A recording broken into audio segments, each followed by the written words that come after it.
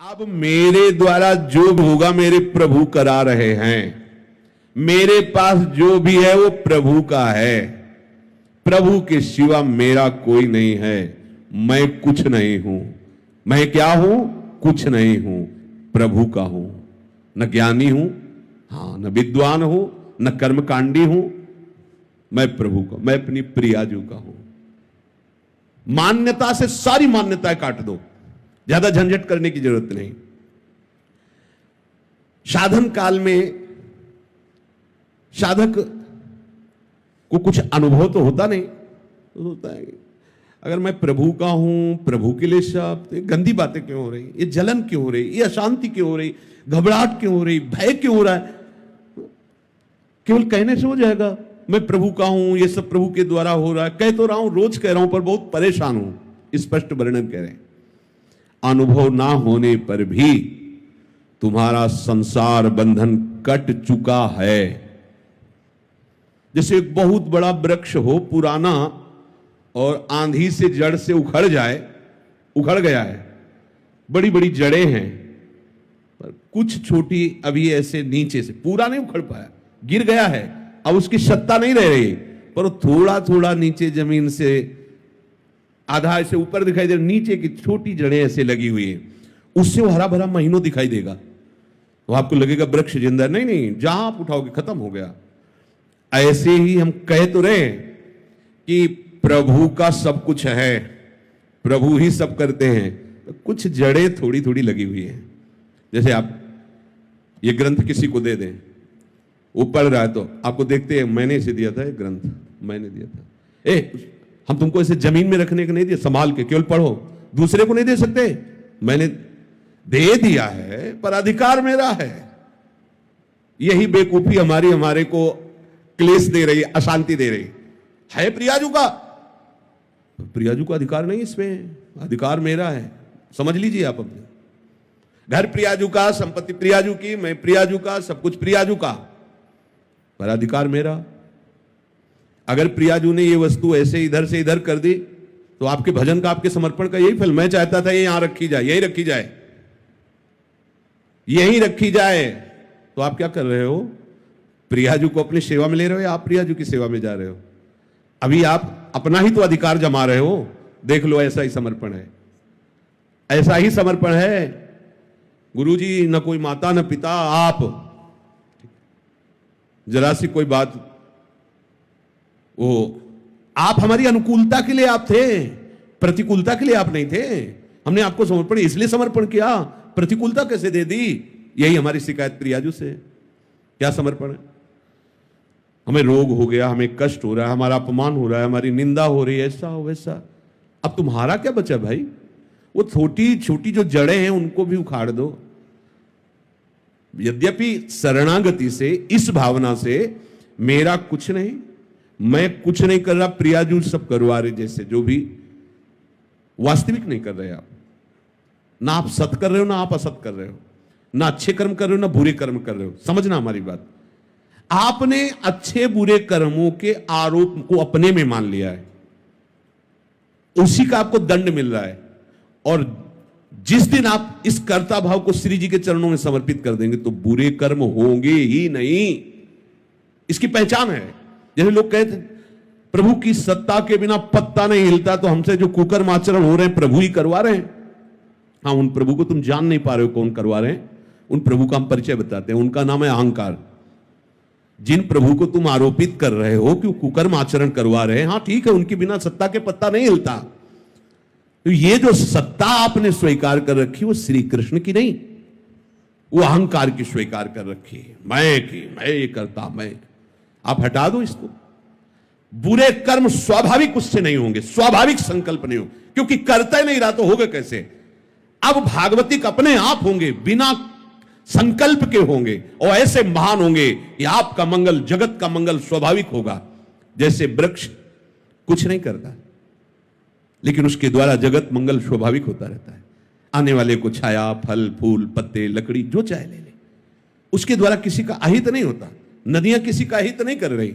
ऐसे संत का, जो भगवत चरणारविंद में आसक्त वो करता नहीं किसी का मंगल, उसे स्वाभाविक मंगल होता है। पुष्प की खुशबू स्वाभाविक प्रकृति में सुगंध फैला देती है, उसको प्रचार प्रसार नहीं करना होता। ये अहंकार, ये करना है, ये नहीं करना है, ये दोनों क्रियाएं ही हैं, करना भी और नहीं करना भी, दोनों क्रियाएं। जो महापुरुष होते हैं वो इन दोनों से अलग होते हैं। जो करना हो करा लेना, जो नहीं करना है वो ना करवाना। कितना आनंद है, अभी आनंद है।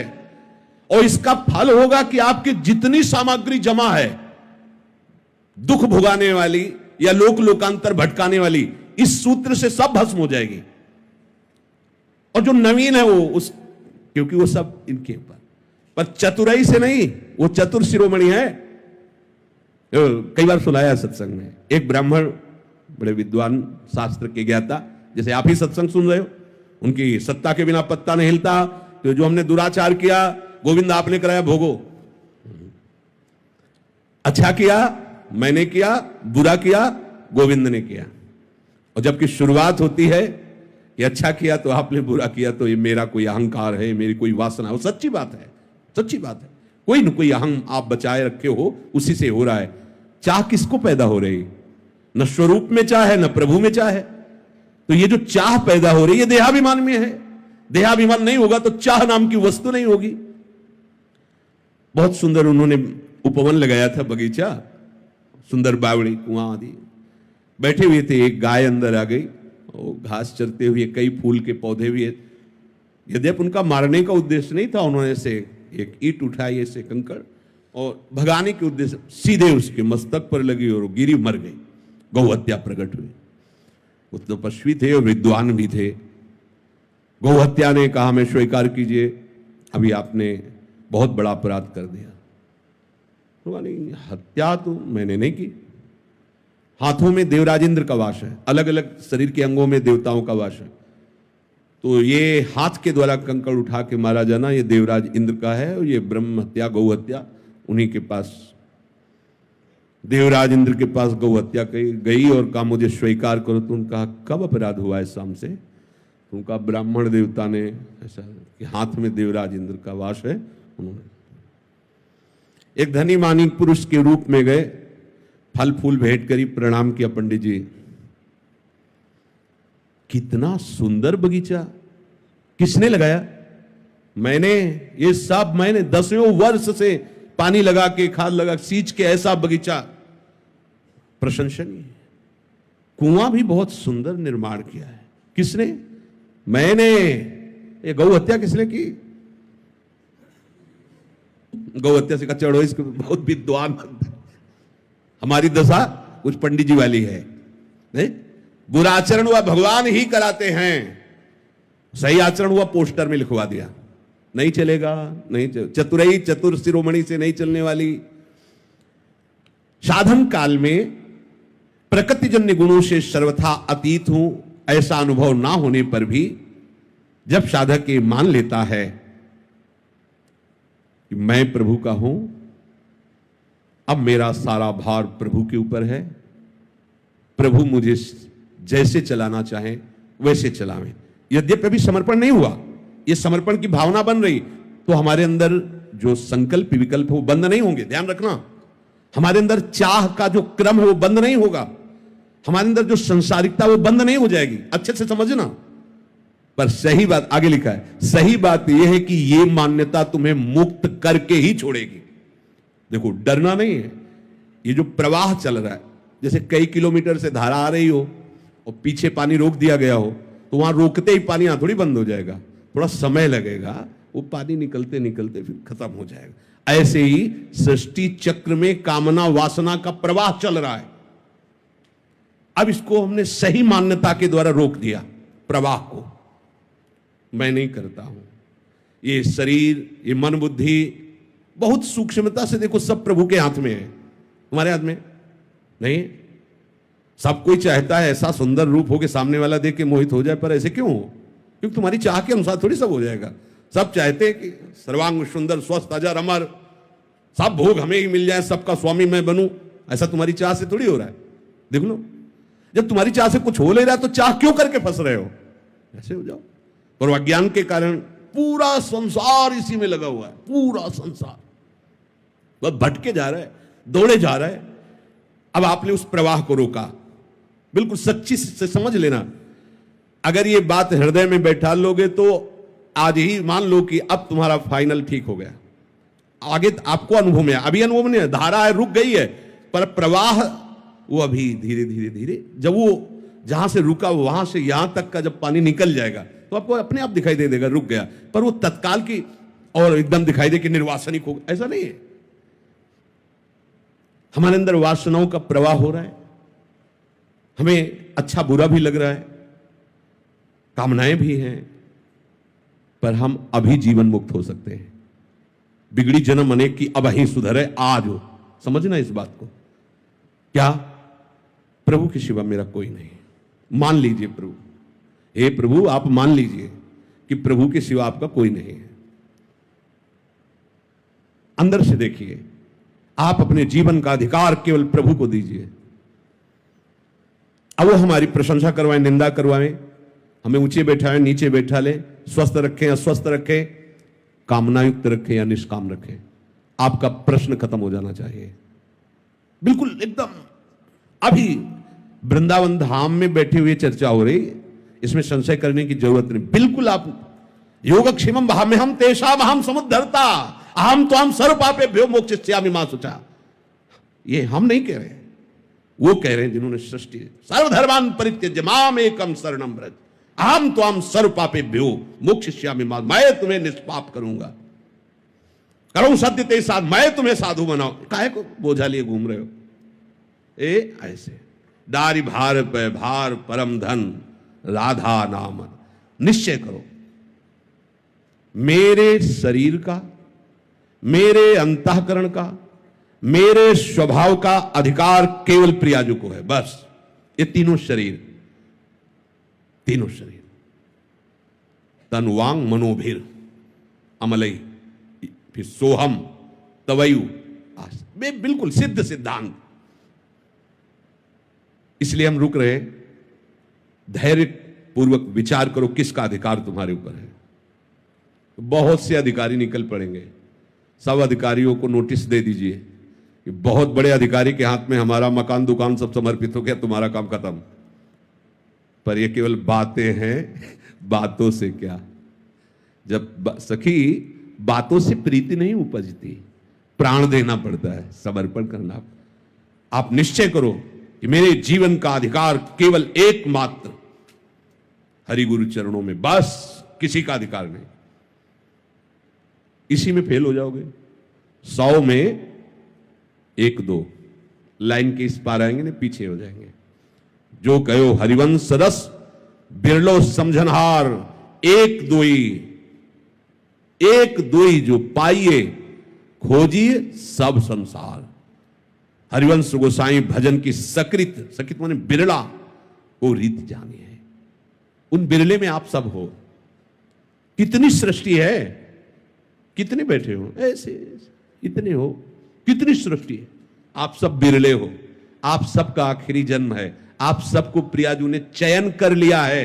आप अपनी तरफ से तैयारी कर लीजिए। आज ही अभी ही आप भार रहित हो जाएंगे यदि बात स्वीकार कर लेंगे। मेरे जीवन का संपूर्ण अधिकार मेरी प्रियाजू को है। प्रियाजू की इच्छा के बिना अब मेरी कोई इच्छा नहीं। अब मारो या तारो कहें हम क्या। जब दिल ही दे दिया तो दिल की बात दिलवर जाने, अब दूसरे से कहने की क्या जरूरत है। दूसरे का अधिकार ही नहीं है, प्रियाजू का अधिकार। आप बैठा लिए इस बात को हृदय में, है ऐसा? नहीं हो तो कर लीजिए, नहीं तो एक कर्मजाल इतना बड़ा है कि हमारे पास काटने के लिए विवेक नहीं इतना। उसको भस्म कर दिया जाएगा, काटा नहीं जाएगा, पूरा का पूरा भस्म कर देंगे। एक सूत्र केवल, बिगड़ी जन्म अनेक किया वही सुधरे आज। समझो आज अभी सुधरने की बात कह रहे तो क्या हो जाएगा। मैं प्रभु का हूं इतना मान लेने से अभी आप सिद्ध हो जाओगे क्या? नहीं, वो प्रवाह खत्म हो गया, वो बांध लग गया।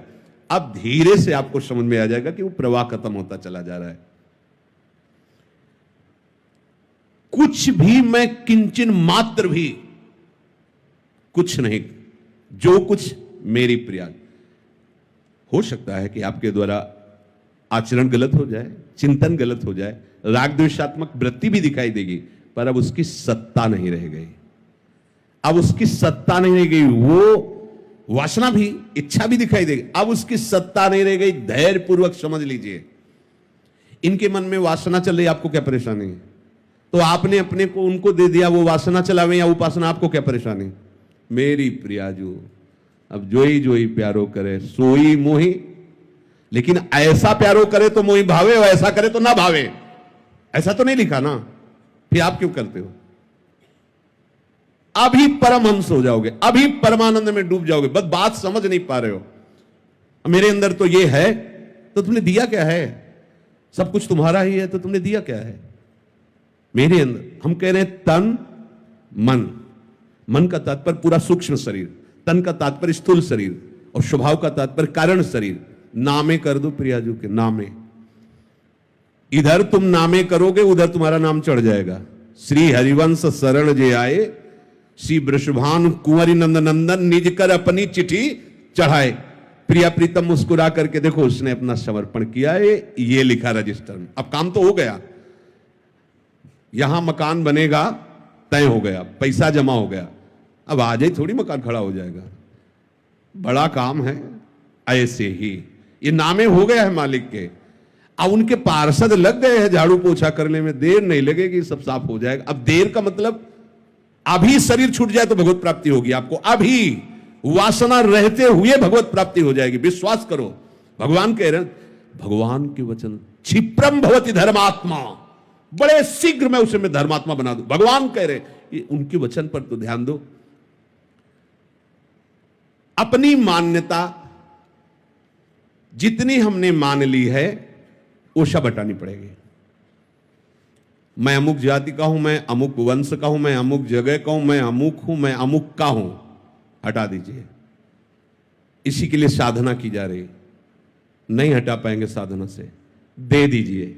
हमने नहीं देखा श्री जी को, कैसे माने हो, कैसे ले लिए, तो गुरु जी को दे दिए, भिक्षा में दे दीजिए। अपनी इच्छा गुरु जी की भिक्षा में दे दीजिए। लो, बिगड़ी जन्म अनेक की, अब ही सुधरे आज, अब ही। बस जो कुछ तुमने अपना मान रखा है उसे समर्पित कर दीजिए। तो स्वामी के हाथ में संचालन पहले भी था, अब भी है। अहंकार के कारण तुम दुर्गति को प्राप्त हो रहे थे, अब कुछ नहीं होने वाला। अब तुम्हारा कहीं बाल बाका नहीं होने वाला, क्योंकि तुम्हारा कुछ बचा ही नहीं है। तुम्हारा जहां समर्पण हुआ कि तुम्हें उस समर्पण का फल मिलेगा, नित्य निरंतर भगवत प्रीति का वर्धन। पर यह बात सुनने में अच्छी लगती है? जब ये बात आ जाएगी कि आपका सब कुछ है, और इसके बाद जब आपके सामने प्रतिकूलता आएगी, तो स्वामी के ऊपर ही भौं चढ़ेगी। उससे तो प्रेम से बात करते हैं, हमारी तरफ तो देखते भी नहीं है। हमने इनके लिए जीवन समर्पित कर दिया।